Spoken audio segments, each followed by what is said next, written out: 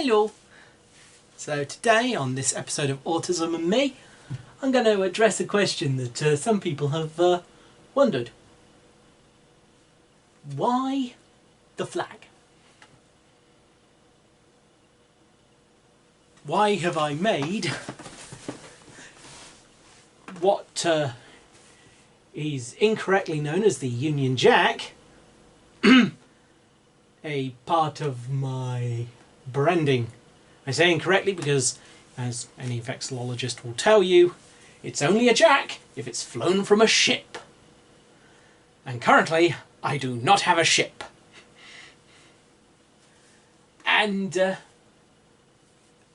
might have observed it's slightly different. As we have a look here, notice anything different? Well, it's not the one currently used as the United Kingdom's flag. That's this one.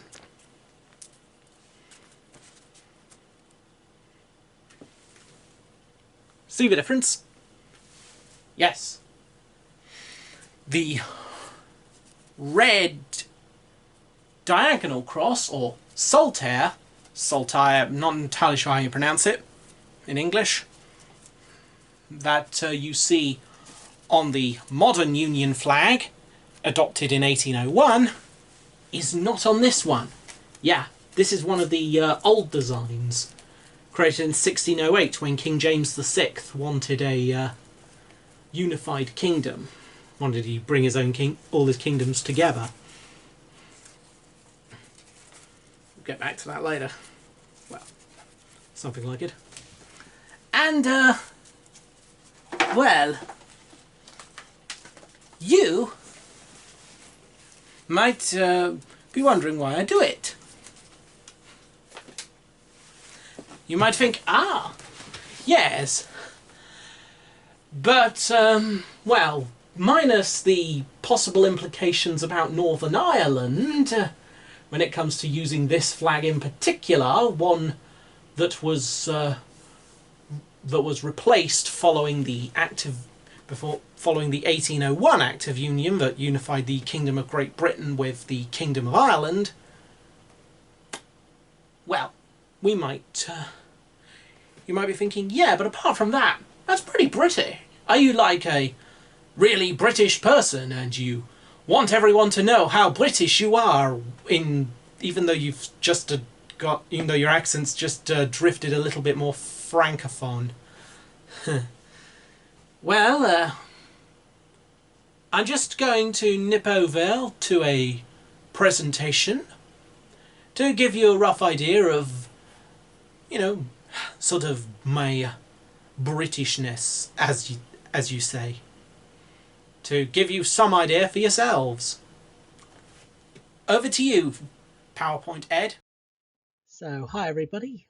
Now, for this part, I'm just going to quickly go over sort of like some of my ancestry, where my family came from, and place I visited. But, with a proviso that my family records, some got destroyed in the 30 Years' War, some members of the family have no father listed on the census, which is part of why I did the DNA test. So I got a rough idea back to the Viking Age, but things can get a bit murky. So with that proviso out of the way, I may have missed something, but here we go. So here we have question, where did my ancestors come from? Well, we've got a lot of places here down, the sort of, some of the Channel Islands, some of the Orkneys, although that seems to have been a bit of a truce, we're not entirely sure where. Then we've got, over in Ulster, Isle of Man, Lancashire, the west of Scotland and up round Aberdeen,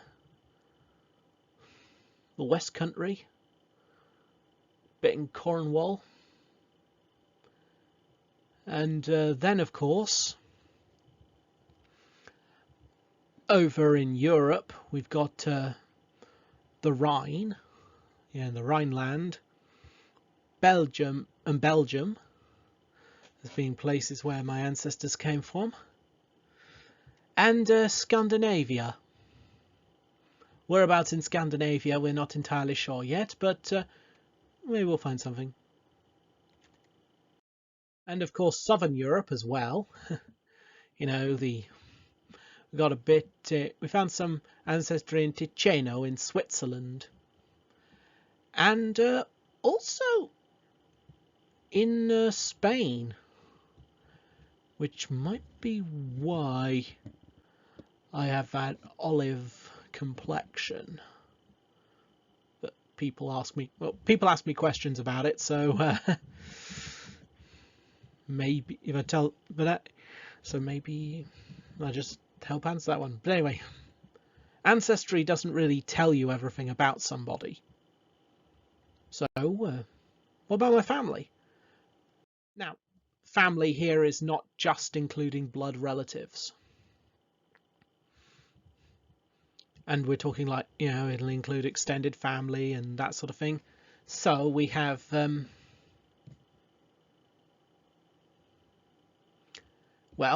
so where do my family come from and live?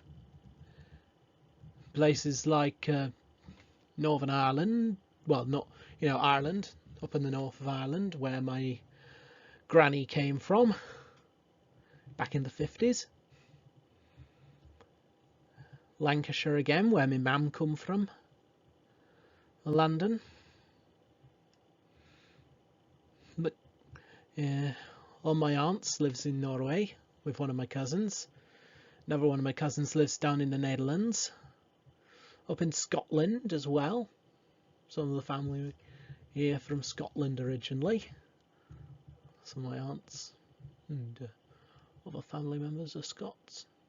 From Edinburgh, if I remember rightly, or round nearby. Well, some of them I think more Edinburgh way, some I think further across. But anyway, that sort of roughly kind of area. And some came from Southern Europe, like one of my uncles was from Madrid, in Spain. You probably guessed that bit, but anyway. But his family weren't originally from Madrid. They moved to Madrid from Equatorial Guinea. Now, the map slightly cuts off here, so I might have placed the circle a little bit incorrectly, but they used to live, but some of them, they used to live in Equatorial Guinea and Spanish West Africa. No, Spanish Equatorial Africa.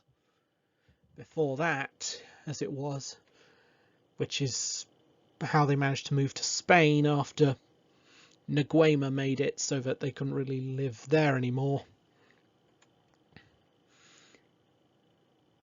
And then my nan's late husband Pop, who was born in Hong Kong, where his mum was a school teacher. They had to evacuate due to the war. They thought the Japanese would attack the city, and they did. Anyway, so they moved to Britain. But we still had quite a bit of Chinese stuff. My nan kept. Then, of course, what about places I visited?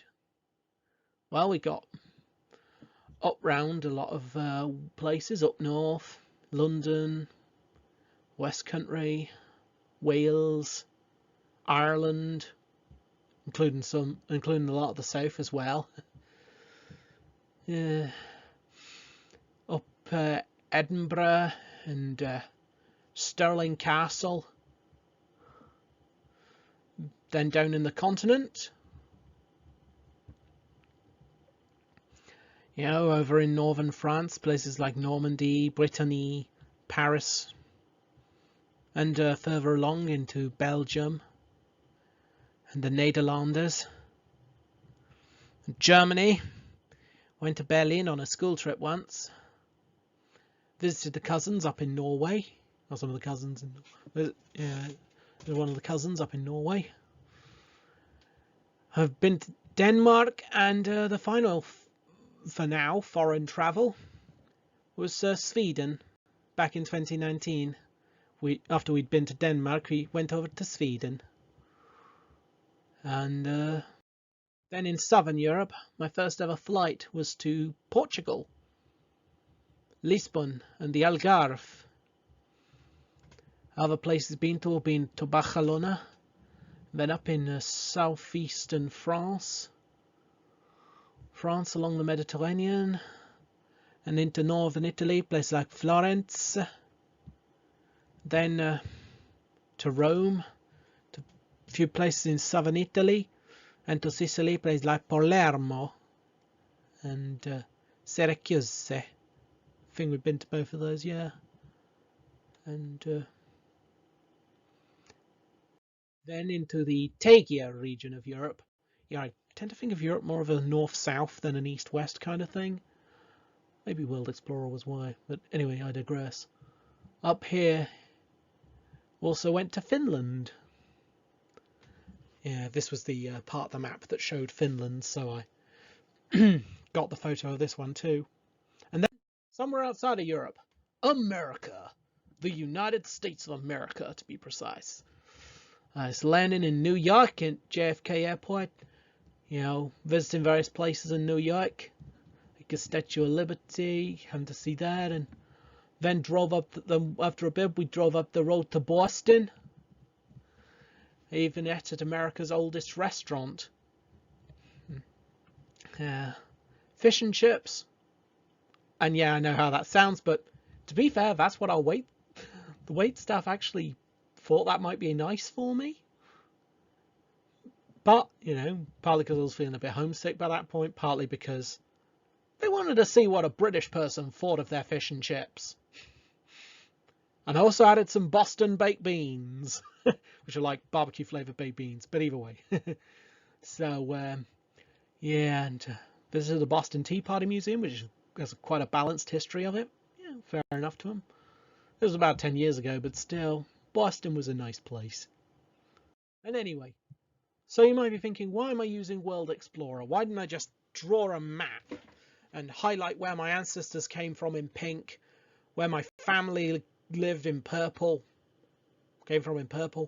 and the place I visited in blue? Just draw around those places on like a more conventional map rather than just photographing one of my old childhood games. Yeah. Games and doing that. Well, World Explorer kind of captures, in a way, how I see places, how I see the world, how I see the world around me. You know, countries. What do they mean? You know, to my mind, it's kind of strange to define a country by the line where it extends to. I'm more like places of meaning and people. You know, people and places. That's how I understand countries. World Explorer conveys that a lot better than various atlases do, and that's why I used it. So anyway, back to you guys in the studio. Oh, yes. Well, I think that tells us everything we need to know. Ed Space. For I'm not only a manifestation of an alternate timeline from the Ed-Spanded universe gag that you used to do a lot more of than... and that kind of got tailed off in recent years, I don't know why. Anyway, but also, I am a manifestation of your anxieties. What? Yeah, but the earlier segment will have covered... What do you mean that they separated out this bit from the public life video? Video that hasn't... Yeah, we haven't finished filming yet. Well, what happened to my musical number? Okay, that's been moved to the Guns and Lovers segment. Yeah, I know the D.H. Lawrence pun was a bit of a... Okay, thanks. Back in character. Right! But I know you, Ed. Your pragmatist timeline. Yes, you here. 'Cause if it was me, you could at least say that I was just trying to be the Caliph in the Caliph's place. Yeah, no one outside of France is going to get that joke. Producers, eh? Anyway. I know you. You used to get beaten up for the... Well, not... You know, you used to get a few little bits here and there. The old smack for being Irish. A few stones... Like small stones thrown at your head at times for various aspects of your identity. And yet when you found an Irish community, and they saw you for the Saxon of your other side. As you said in the first Politics of Writing video, you're only Irish to those who don't like the Irish. And let's face it, Ed, you voted Remain, you're eligible for Irish citizenship but never took it, and you're not even planning a political career. You're trying to get away from all that. As the truth is, you're ashamed of who you are.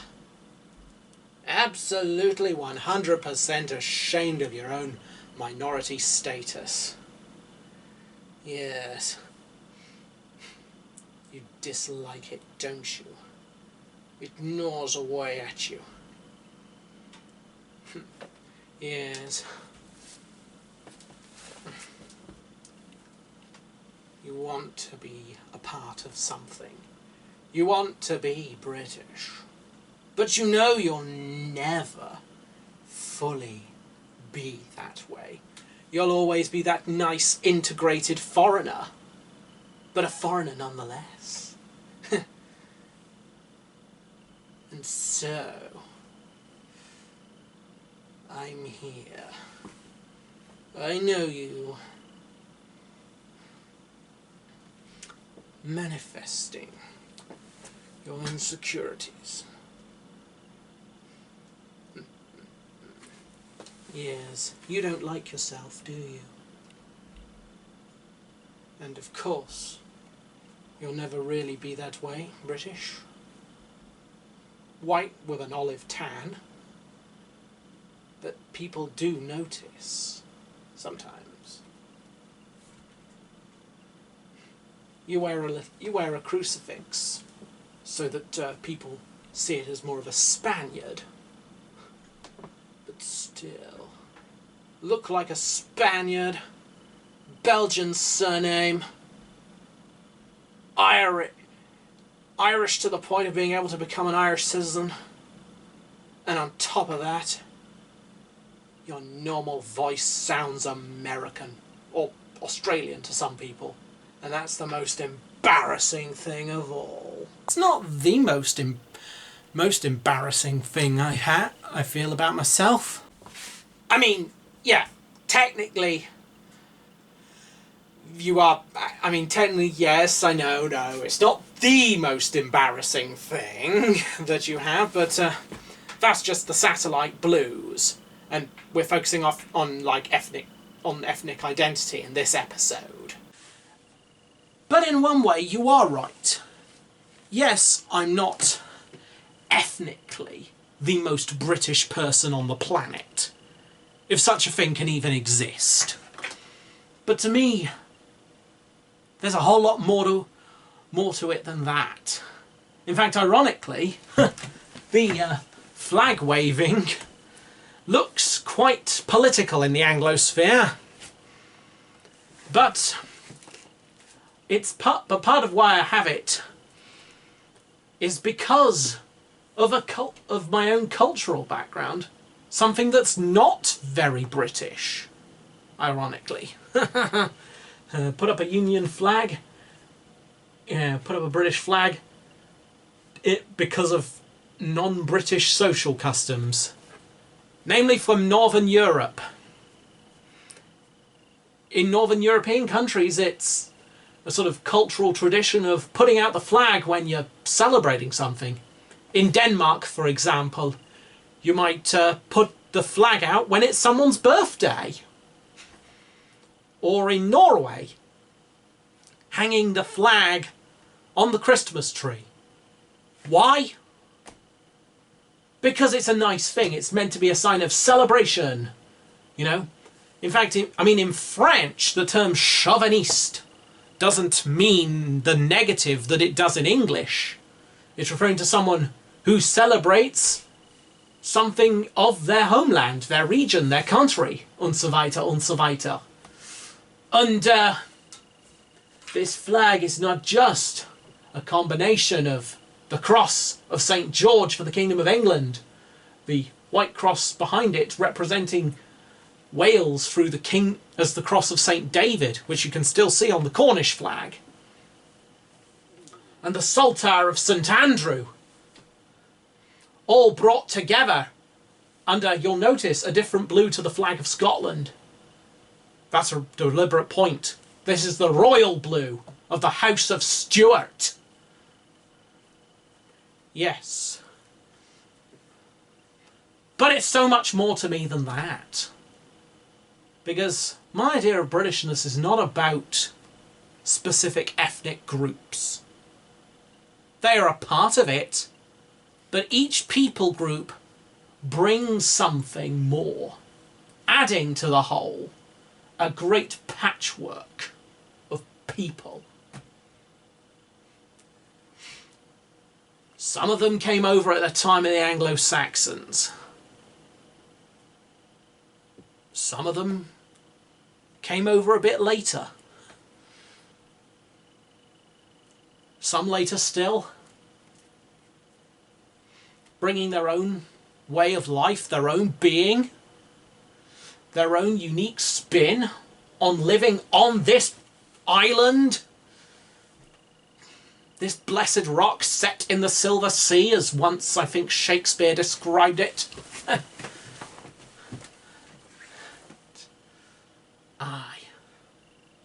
And it's about a coming together of people. A bit like an old German song, Deutschland über alles. Meaning, it has been lost to generations. But in its words, it really meant not that Germany is greater than all other peoples, but it was trying to say that they were German above all other divisions, you know, be it Bavarian or Prussian, Protestant, Catholic, socialist, liberal, conservative, landowner, factory owner, guildsman, crafter, men, women, und so weiter. And to me, that kind of idea carried over to my new British homeland. Well, I was born here, but still. The idea of being a people united in a common purpose of living. Not just a people, many peoples. As many as, well, I don't know how to count them all. And should I? Why should I? Why? This is our home. Home. It may not be perfect, but that's just a good enough reason to try and make it better.